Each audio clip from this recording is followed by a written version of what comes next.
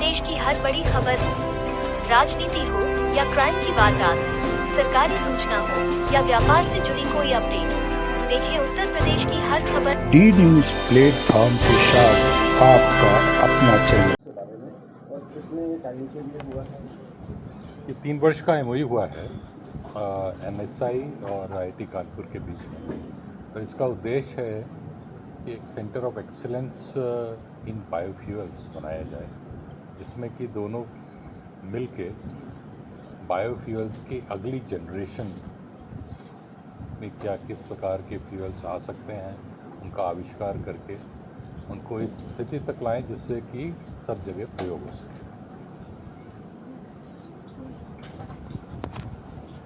कोई road map है sir इसका कि क्या है, आईआईटी की एक्सीलेंस क्या है और इनकी एनएसआई की क्या एक्सीलेंस है, दोनों कैसे मीट आउट एक साथ मिलेंगे तो या एनएसआई की अपने टेक्नोलॉजी जो लेके उसको डेवलप करके उसको टेस्टिंग करके डिप्लॉयमेंट तक ले जाने की अपनी बहुत एक्सपर्टीज़ है।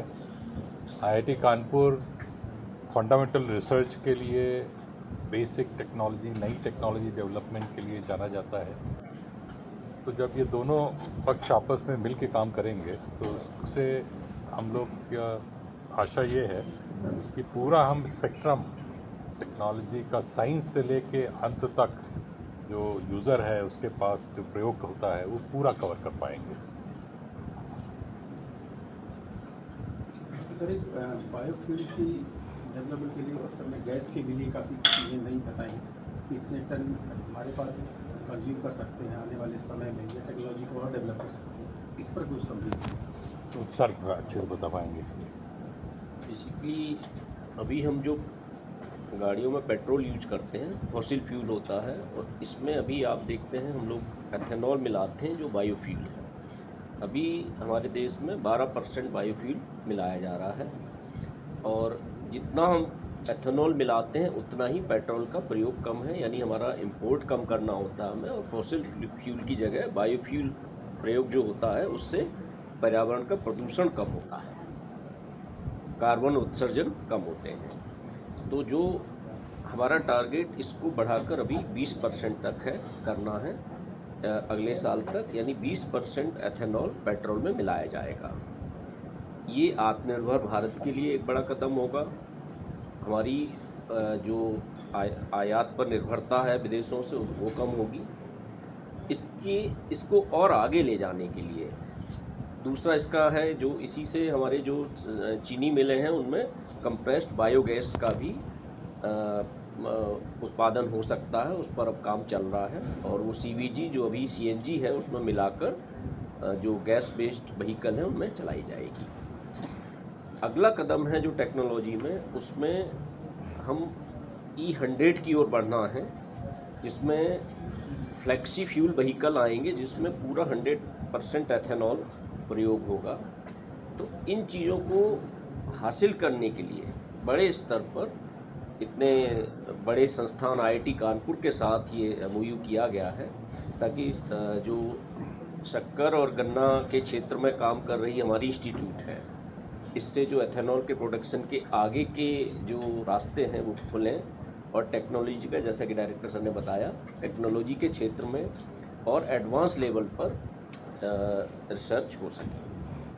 सर, ये जो एमओयू की सिग्नेचर हुए, इससे पहले इतने समय बाद क्यों हुए, इससे पहले क्यों नहीं हुए? इतने दिन तक क्या इंतजार करते रहे? देखिए 2018 में नेशनल बायोफ्यूल पॉलिसी आई, तब से इसमें लगातार प्रगति हो रही है।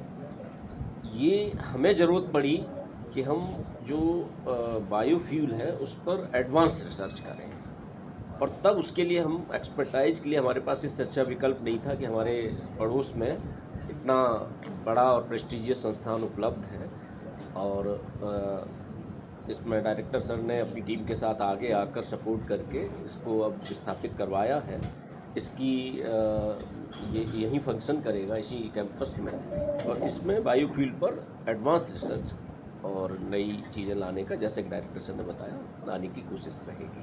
सर, ये एक बहुत बड़ा बजट है, इसके लिए सरकार ने आवंटित किया है, जिस तरीके से पर करने जा रहे हैं।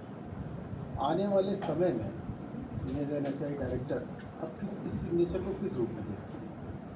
सर इसमें जो हम लोग अभी तक जो लैब में रिसर्च कर रहे थे उसको हम थोड़ा सा पायलट प्लांट में करके उसकी कॉस्ट कटिंग क्या क्या होना चाहिए, क्या होता है, कितना इकोनॉमिक वाइबल है कि नहीं है, वो सब स्टडी करेंगे और डीप रिसर्च करेंगे। मतलब एक एक उससे जो बाई प्रोडक्ट निकलता है, क्योंकि ऐसे तो सीएनजी बन जाती है पर उसके बाई प्रोडक्ट्स भी बहुत सारे निकलते हैं, उसका कैसे यूटिलाइजेशन होगा, वो फार्मर्स के लिए कैसे काम में आएगा, उसका क्या कॉस्ट होगा, उसका इफ्लुएंट पे, उसका एनवायरनमेंट पे क्या इम्पैक्ट होगा, ये सब डिटेल स्टडी जब तक पायलट प्लांट और नहीं होगा तो वो हम नहीं कर पाएंगे। तो जैसे कि कई उसमें चीज़ें हैं, जैसे अभी हमने बताया हाइड्रोजन पे भी हमको काम करना है, अदर एविएशन फ्यूल पे करना है, लिग्नोसेलुलोजिक इथेनॉल, क्योंकि 100 जैसे सर ने बताया 100 पे जाना है तो शुगर वोंट बी मतलब सफिशिएंट, उससे हम नहीं कर पाएंगे। तो हमें ये अदर विकल्प तो देखने ही पड़ेंगे, तो उसमें हम सहयोग लेंगे आईआईटी का, और वो एक्सपर्टीज़ हमें मालूम है आईआईटी की, हमने हर बार देखते हैं, पढ़ते हैं, न्यूज़पेपर्स में है, और अब हमें मौका मिला है साथ में काम करने का। I am really very happy and thankful to director sir for giving me this opportunity to work together.